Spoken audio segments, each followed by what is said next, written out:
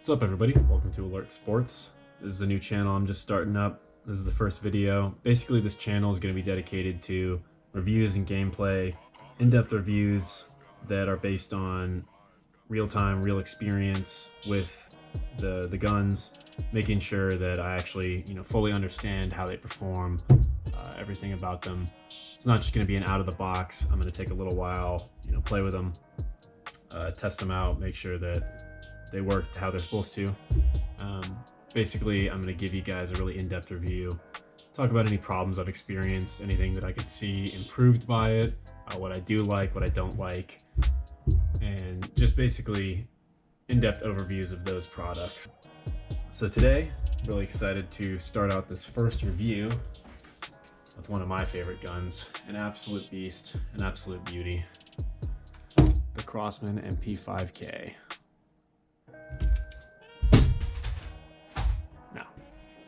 Today we're going to be reviewing the Elite Force Glock 17 Gen 4 CO2 version. Get a good look at this gun. Now obviously, as you can see, this gun is not stock. I've done a few things to it. Changed it to my liking. As you can see from all the magazines, I'm a Glock guy. When I started off Airsoft, the first gun I got was actually not a complete gun. I bought a ton of parts for an Army Armament R17. It's a Glock 17 clone. When I was starting off,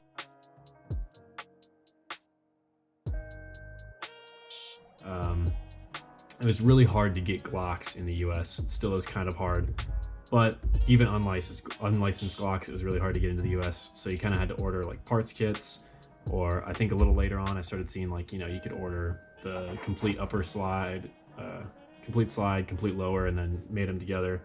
But so this was my first gun that I started off with. This thing is a classic now. Honestly, an incredible gun, really accurate. That was the first thing I noticed, was just how accurate this thing was. And I mean, after that, coming from this, I've kind of had a high standard for things afterwards. The hop-up was actually amazing. It's a full TM clone, basically. The materials are, Slide finish is plastic is but honestly, the fit and finish of it is not that bad. As you can see, a lot of wear from holstering. This thing's seen a lot of shots through it, and it performed really well for many years.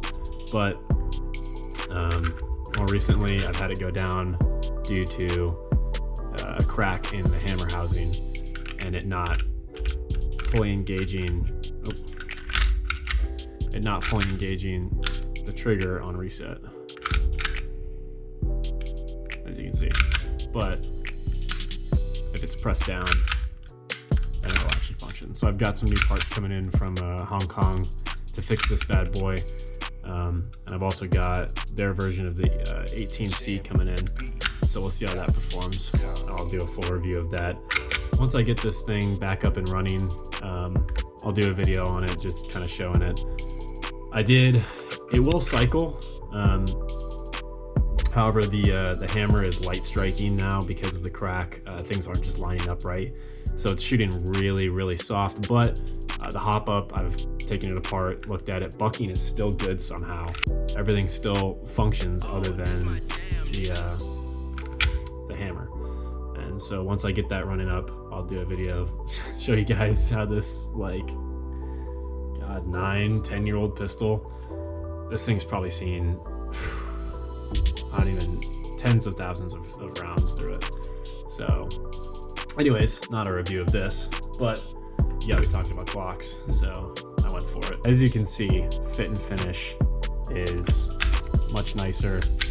Obviously, we've had 9 years of improvement plus, however, long the R17 had been out at that time that I got it. But first, we'll kind of show you the box and what you get with it. So here's the box you're going to receive it in. Good looking box. Umarex, the make it snazzy. I'm used to receiving things in like a cardboard box with basically Sharpie writing on the outside that may or may not tell you what you got. So this is nice. As you can see, it gets warnings, information about the gun, officially licensed, serial numbers, all their social media accounts if for some reason you want to follow, you know, Elite Force on social media.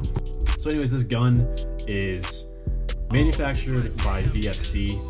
It is licensed through Umarex, and it is distributed through Elite Force. So you're going to see a lot of names on here, and it called different things. You know, a lot of people say the Elite Force Glock 17. Really and truly, it's a VFC Glock 17, just distributed through Elite Force. They also, the thing that can be confusing is I've seen some people ask, you know, why do my mags work in my Glock 17 I got? Well, there's also a KWC version going around. Those are not compatible internally. So this, the VFC version, comes in the same basic box, so it can also be confusing that way, but the mags look a little different. It's going to be sitting in the box like this. You're going to get a single magazine, which let me see if I can find. Since I got the CO2 version, obviously it's going to come with a CO2 mag. It's going to be tucked away under here. The gun's going to come in a plastic bag, which is nice. Keep all that sea air out when it's getting shipped over, if it's ground shipping, obviously. But you know, it's packaged okay. It's not really retained by anything, so I don't think it's going to get damaged. It's held in pretty tight by with all the plastic and everything, so it's not really jumbling around. But you may get some bumps and dings that could potentially damage it. So if I could recommend anything, I'd, you know, just put a really thin layer of foam on the bottom and a foam on the top. It's also going to come with a manual, which is located here, and your do not return to the store card. I don't know how many people actually send things back to the distributor rather than the actual seller. So here's your manual. It's a pretty nice manual, full color manual. It's got some good pictures, telling you how, you know, obviously the Glock safety, how to insert a CO2 cartridge, what BBs to use, how to load the magazine, the operation of it, how to disassemble, how to set your hop. These are all things that if you've, you know, been in airsoft for a while, you should know, but if you're new, it's great to see those things in there. The one thing I wish they had, which WE actually does surprisingly well, is a full disassembly blown up view. Would really like to see that in a manual, especially with so many people having their hands on this. The opportunity to do that is, you know, pretty ready. Let's look at the manuals out of the way.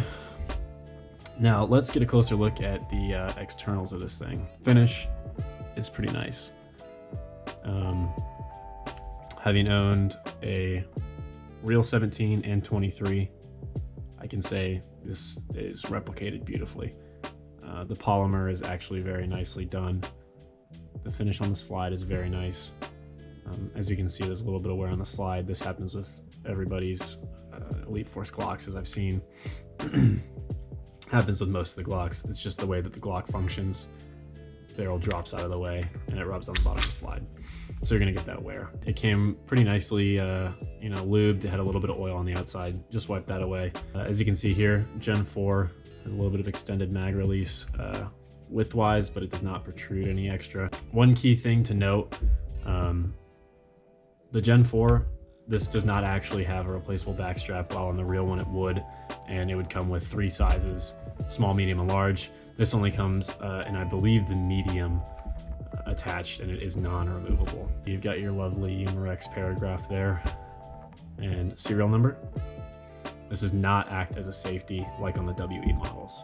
The sights are going to come as a standard cradle and dot. I've obviously changed out the front sight to a fiber optic, but it's going to come as a white dot standard. Texturing is nice. The Gen 4 texture is great. I honestly prefer the Gen 3 feel in hand, but having had this for a little bit, I've really gotten used to the Gen 4, and I've gotten to like it. They call it some advanced grip texture technology. It's just a bunch of little squares. That's all it is. just some little squares, which I don't know the massive amounts of science behind that, but that's pretty fun to me. Still has the grooving on the fingers here. The Gen 5 loses that. The mag release is not ambidextrous, but it can be flipped around. What the hell is going on down there? If you'll notice on the magazine, there's detents on either side that allow the magazine catch to function. So inserting the magazine locks very positively. You can hear a good click. This is partly due to the magazine catch locking positively, but it's actually due in part to one of the things that I'll mention a little bit later in the video, which is the slide catch actually impacting the loading nozzle. And it doesn't really happen as much on this CO2 mag, but some of the WEs and clone mags that I've used, it actually impacted pretty bad to the point where I've had to sand down this feed lip. I'll discuss that a little bit later in more detail. But magazine locks in positively, goes all the way forward into battery. One thing that I noticed is there is kind of a hiccup in the middle of the slide. You can see that. And it's also as you're going back. Now, I would have liked to see them kind of work this out.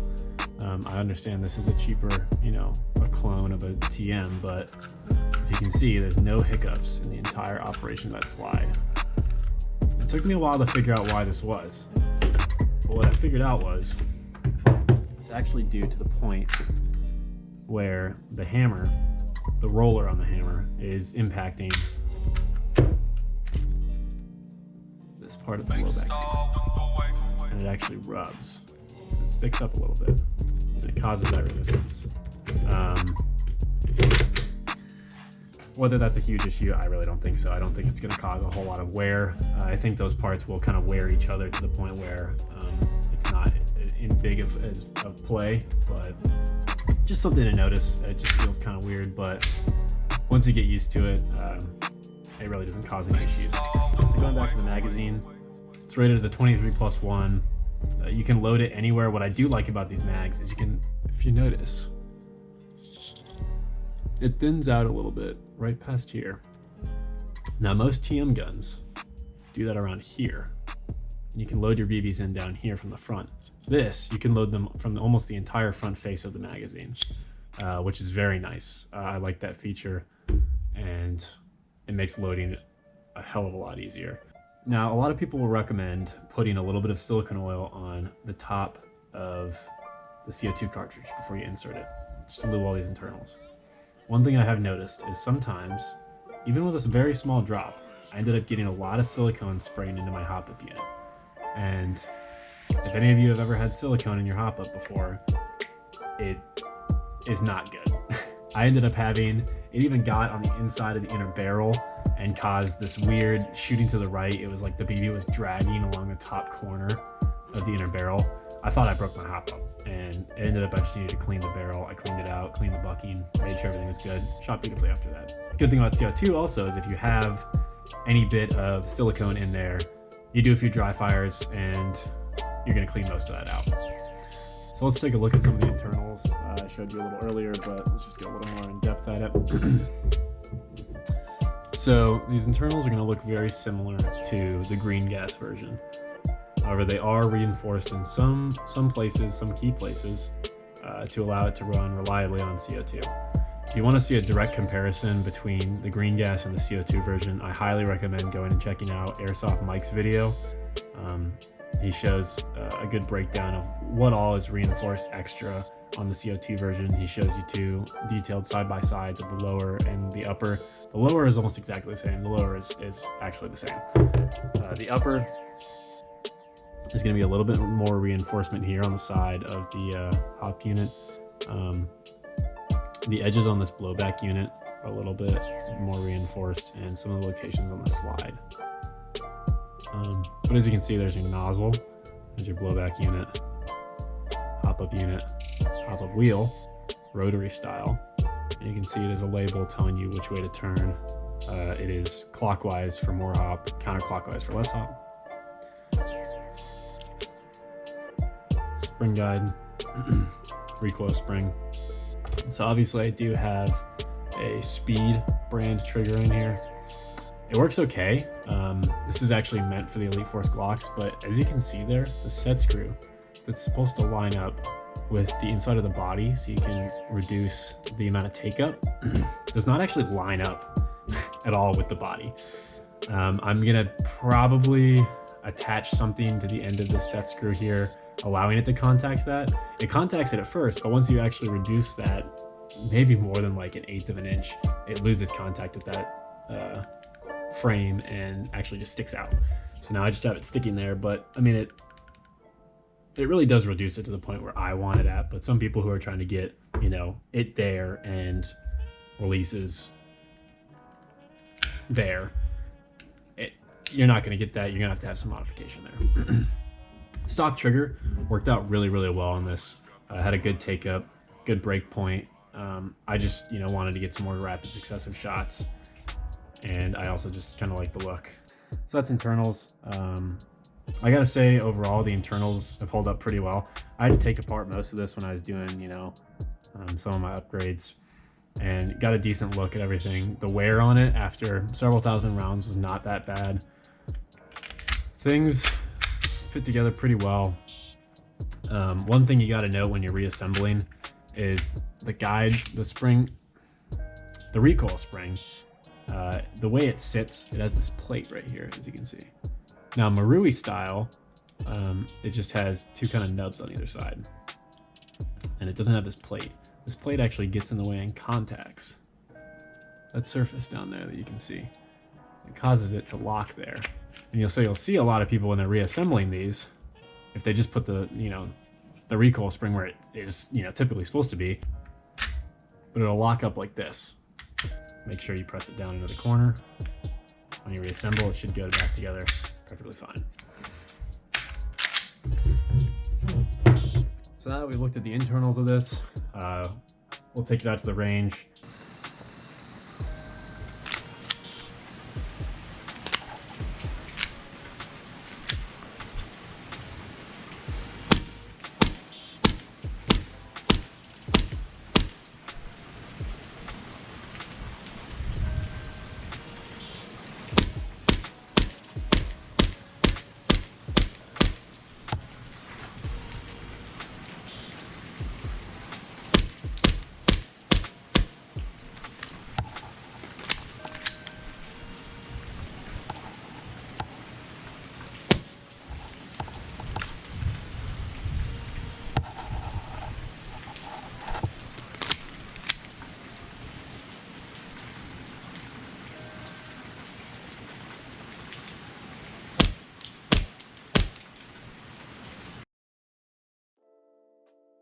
It's shooting low 300s with a .2.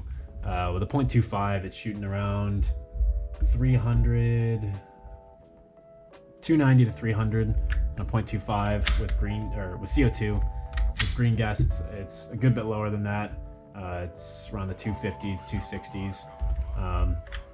This should be fine for any engagement that you're doing with a pistol. When I run HPA, I try and shoot for around 300 also. So magazine compatibility, got a few examples here. Got the EMG BLU mags, got the Army mags, the WE mag on the adapter.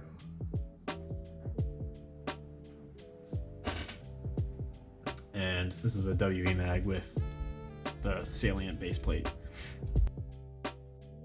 So one thing to note when you're looking at the actual port, the gasket that's contacting your nozzle, as you can see on the